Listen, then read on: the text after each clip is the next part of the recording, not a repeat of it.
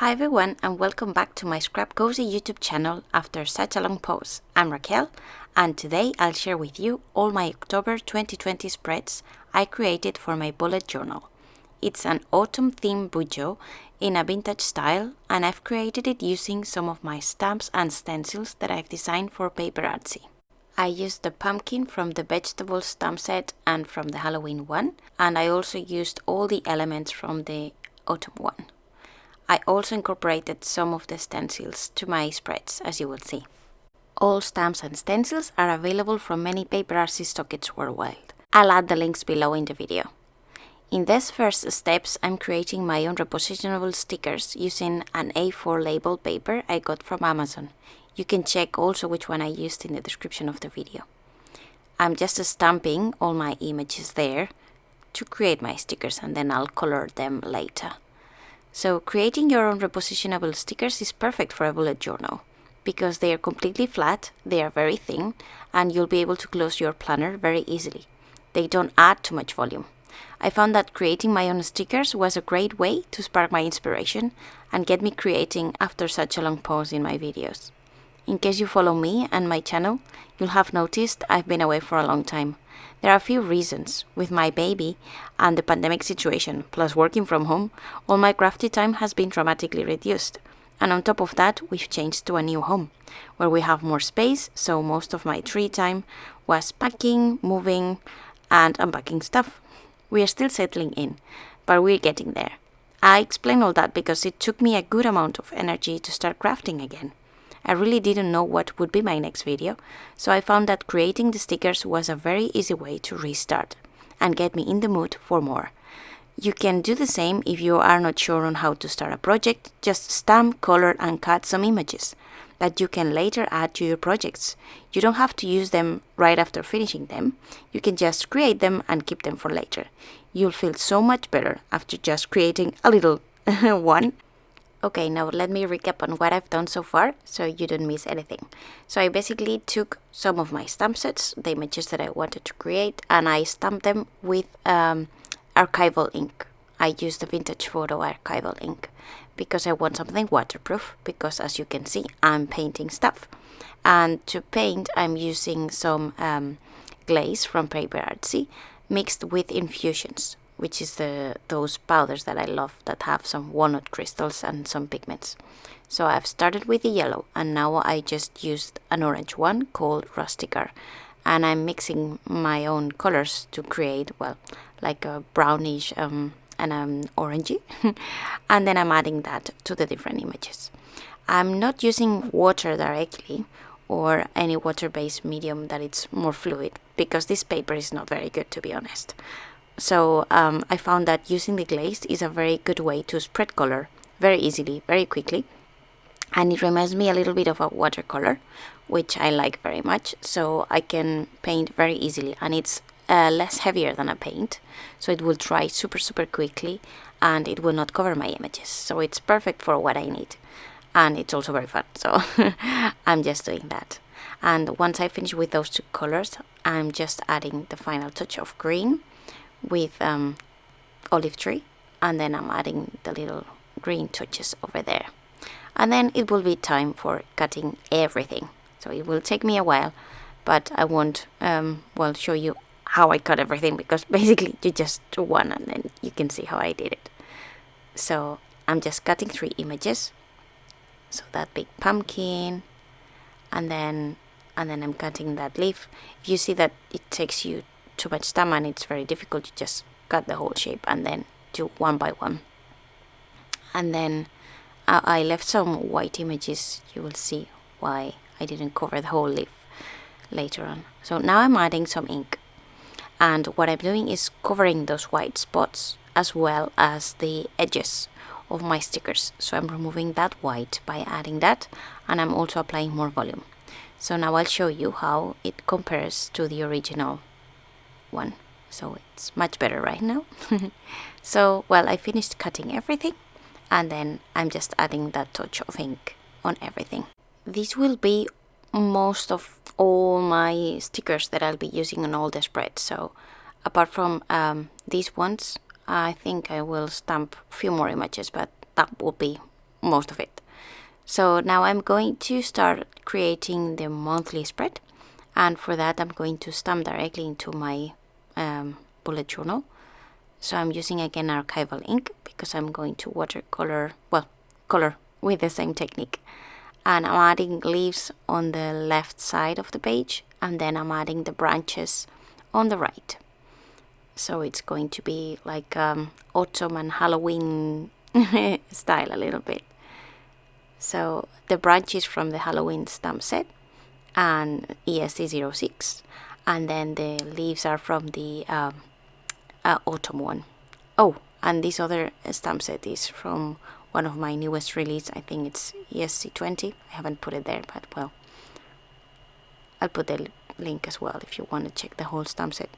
So I'm mixing again the glaze from PaperArtsy with that Infusions color, which is Golden Sands, my favorite, and I'm making sure that I mix it very, very well.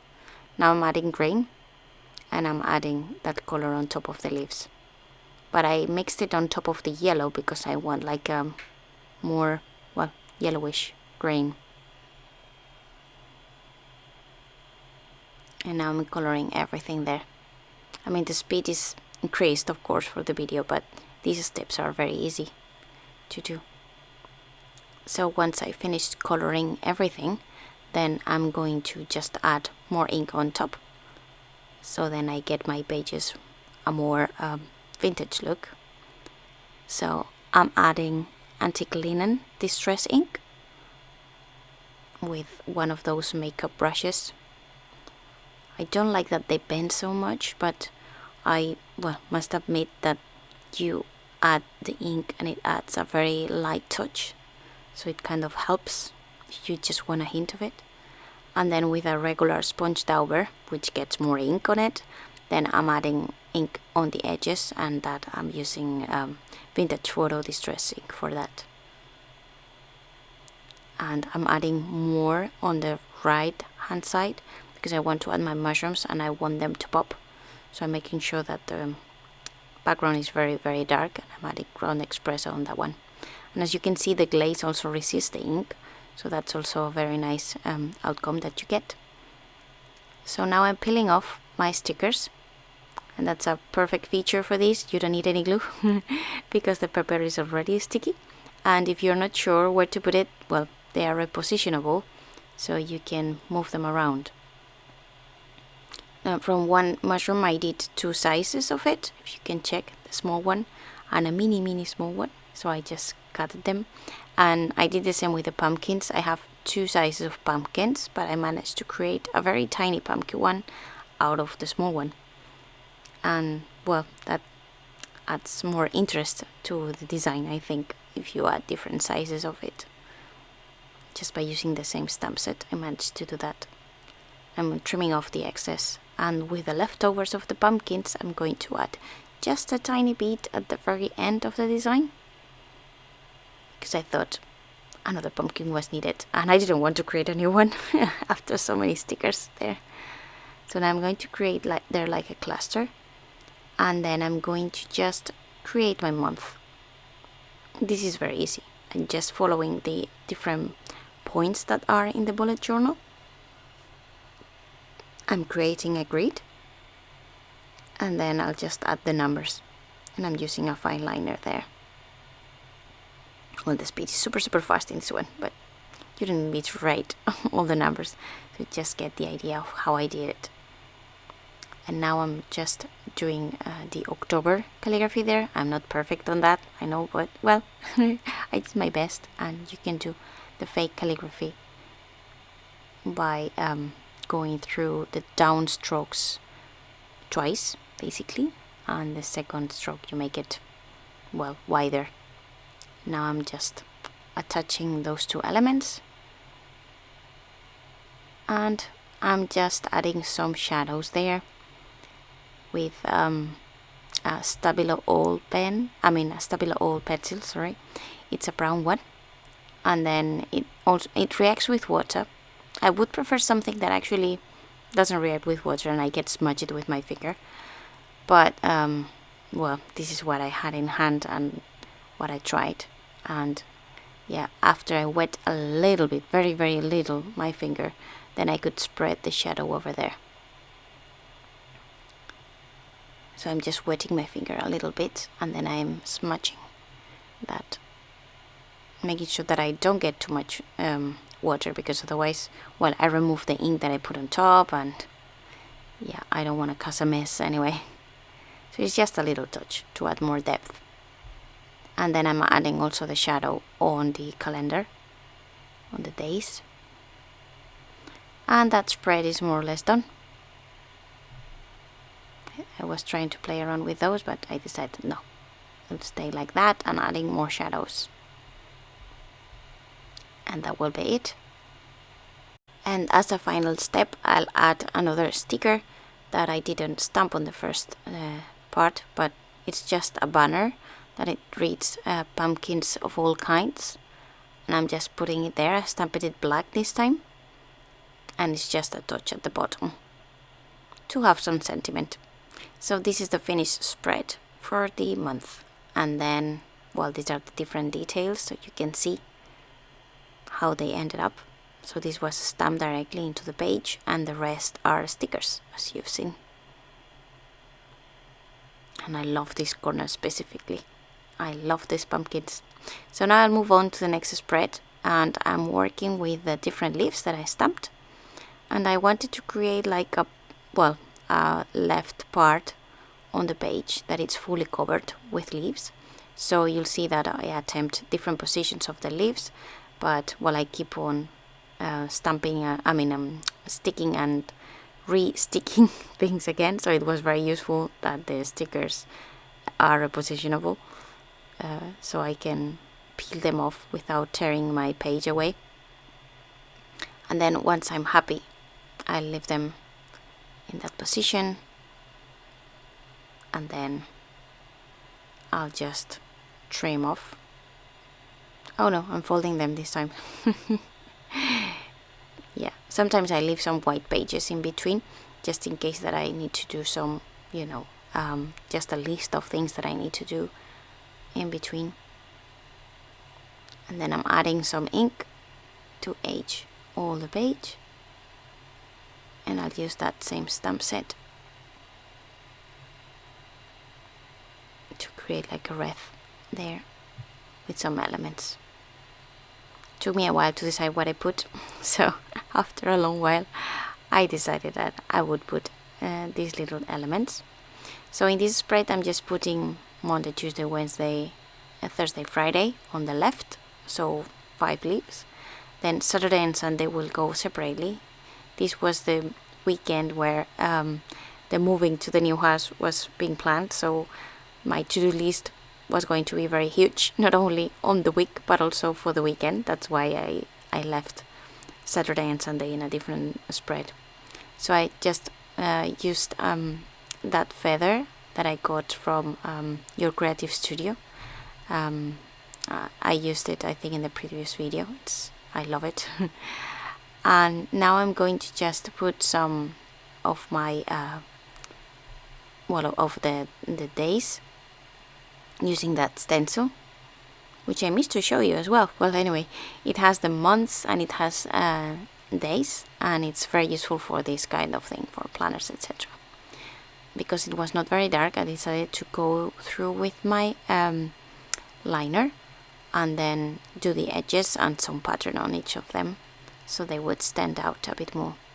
And I really like the outcome and how it turned out. You will see in the details in the pictures how it turned out. So this is the spread for the first week of October. Well, the first week doesn't start on the 5, I know, but this was the week that I created first for October, and the to-do list wreath. And then we'll move on to the next spread, which is just for Saturday and Sunday. This one is very easy and very quick to make. I'm just stamping. This time is with Distress Oxide ink, and I'm smudging.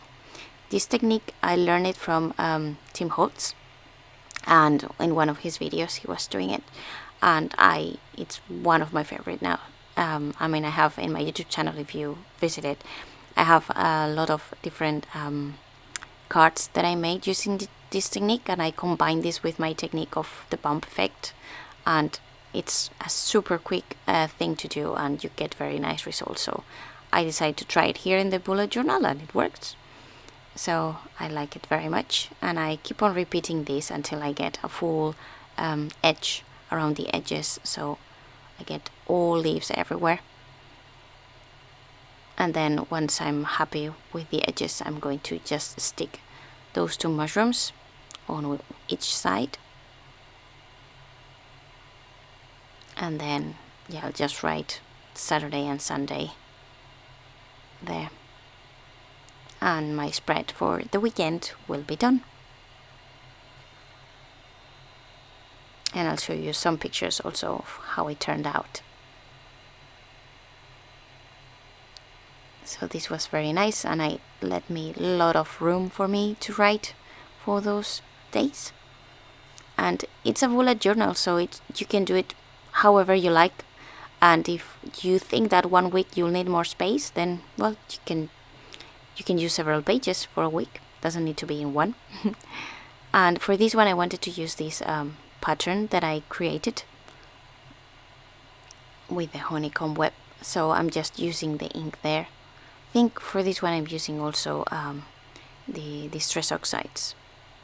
I found that they don't ghost too much, so the pages, if you flip the page, you cannot see so much the ink, so that's very good also for planners. And there I was using those seeds, and I was calculating precisely on where to put them. It took me a long while to get them kind of straight and equally divided. And in this one, as you can see, I'm using, I think it was 7 of them, or not, I don't know. So, I wanted to, again, to be a compact week this time. So, yeah, I was putting all of them there. And then I was writing the different days and the dates over there. So, yeah, I have from Monday to Sunday over there. And then a whole page for notes. I'm just writing on the banner notes. And then I'm doing again the same decoration that I did in the first page, because I loved it. I liked very much how it turned out. And then, well, this is the result of that page spread. And this one is super simple to make, as you can see, and I finished it very, very quickly. And you can do whatever you want on a bullet journal. It's yours. And so it needs to be flexible, and it needs to be for you. So whatever you need, you do it. And in this one, I wanted it to be a bit different. So I wanted to have some days of the week divided, and then adding a few elements there. So in this case, on the left page, I'm going to put from Monday to Thursday. And I'm choosing different autumn elements. And then on the other side, I'll be using the different acorns to create the Friday, Saturday and Sunday. It was not clear to me on what I will do on the right page, so I just positioned the acorns over there first. Then I was focusing on the left page first. So I'm dividing it in 4. And then I'm just making sure that I put the right numbers, because I wouldn't be surprised if I screw it up and I wrote it wrong. So just wanted to make sure that I chose the right date. And then for that page, I wanted the big mushroom to be, the star of my notes this time. And then Saturday, Sunday and Friday, that will be there in the middle, with little boxes for each day. And again, I wanted them to be equally spread, so I calculated where to put them. And it's very useful if you select one of those journals that is with little dots, because then it's very easy to write any grid that you need. And then I'm adding again some ink to make it more vintage and more distressed. And that spread is also finished. Another week done. I love the snail. It's so cute. And well, all the elements, I think that they're very nice for autumn. And I love the mushrooms too. I mean, I give them this hue, but you could paint them in any color you liked. I actually paint them in red in one of my art journal spreads that I did for autumn. So now it comes Halloween week, this week actually. So I'm just going to, well, use some more Halloween vibe over there. And I'm splitting the days again, the week in 5 days. And then I'll leave Saturday and Sunday on the right. So I'm using those branches that are a bit spooky. And then I'll be using a lot of pumpkins to put the days of the week. So some ink on the edges and everywhere a little bit. Then I'm masking my skeleton there because I want to put Halloween on the Saturday. And I was using that Seeds Preserver, I think. It's an Oxide ink, a little bit purplish. But then I was mixing it with a bit of brown. And then I decided that, well, that was still too pale for me. So I was adding like a gradient with black. And then you'll see that I'll do like a shadow. So this is my pumpkin, the carved one, let's say. So I'm putting that scary face over there from that same stencil. And I'm using the liner to make sure that it's very, very black. And then I'm using that banner and I'm cutting it. So then the pumpkin, the words are, I forget about the words. And it's just a matter of putting the banner on left and right of the pumpkin. And then to follow that through my skeleton. And then I'm going to add just a cobweb there for the spider web. And then I'll make the spider hanging from there. I don't know why the video kind of got a bit stuck there, and well, you won't see how I draw the line from the web to the spider, but well, you can imagine it was just a straight line. Now I'm playing around with the pumpkins. I wasn't sure what to do here. At the end I put them aligned, and then I decided I needed more branches, so I went ahead and stamped them. And then once I stamp them and I put them in place, I fold them to the back. And now I'm adding in the same way that I did all the different numbers. So from the 26th until the 30th.